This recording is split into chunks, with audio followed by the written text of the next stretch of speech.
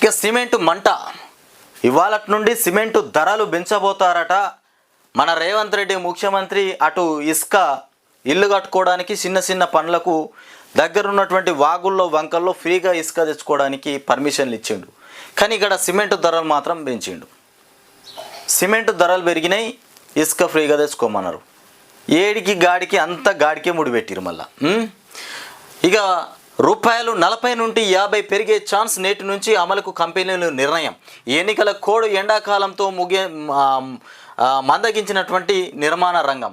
ఎన్నికల కోడ్ ఉంది, ఎండాకాలం కాబట్టి పనులు ఆగిపోయినాయి, మొత్తం మీద ధరలు పెరుగుతున్నాయి. ధరల పెంపుతో సిమెంటు అమ్మకాలు తగ్గుతాయని డీలర్ల ఆందోళన. ఇక పెరిగినాక తగ్గాయా మరే? ఇక సిమెంటు మరింత భారం కానుంది. ధరల పెంపునకు సిమెంటు కంపెనీలు సిద్ధమయ్యాయి. ఇక గురువారం నుంచి 50 కిలోల బస్తా ధర 40 నుండి 50 వరకు పెరగవచ్చని తెలుస్తోంది. ప్రస్తుతం 2 తెలుగు రాష్ట్రాల్లో బస్తా సిమెంటు ధర కంపెనీని బట్టి 260 నుంచి 330 వరకు ఉంటుంది. ఇక ఈ ధరను 300 నుంచి 370 వరకు పెంచాలని కంపెనీలు నిర్ణయించినట్టు సమాచారం. సిమెంటు ఉత్పత్తి వ్యయం పెరిగిపోయినందున ధరలు పెంచక తప్పడం లేదని కంపెనీలు చెబుతున్నాయి. ప్రస్తుత ధర గిట్లా ఉంది. కంపెనీలు మాత్రం సిమెంటు ధరలు పెంచుతున్నాయి మొత్తం మీద. ఇక ఇవాళ నుండి అమల్లోకి వస్తున్నాయి. సిమెంటు తెచ్చుకునేదంటే మొన్నదాకా ఎవరైనా తెచ్చి పెట్టుకుంటే వాళ్ళ పని నయం ఉంది, వాళ్ళు బ్లాక్లో అమ్ముకోవచ్చు.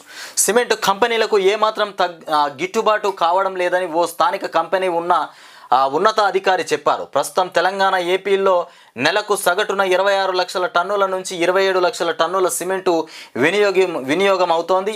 గత నెలలో 27 లక్షల టన్నులను మించింది. దీంతో ఇక ధరలు పెంచి కొంతైనా రాబట్టుకునేందుకు ఇదే సరైన సమయమని కంపెనీలు భావిస్తున్నాయి. డీలర్లు మాత్రం దీనిపైన ఆందోళన వ్యక్తం చేస్తున్నారు. ఎన్నికల కోడ్, వేసవి ఎండాకాలంతో నిర్మాణ రంగం మందగించి సిమెంటు అమ్మకాలు తగ్గాయని, ఈ సమయంలో ధరలు పెంచితే అమ్మకాలు మరింత పడిపోయే ప్రమాదం కూడా ఉందని ఆలోచిస్తున్నాయి. ఇక పడిపోతాయి మరి, ఇదే సమయంలో పెంచితే పడిపోతే ఉంటాయా?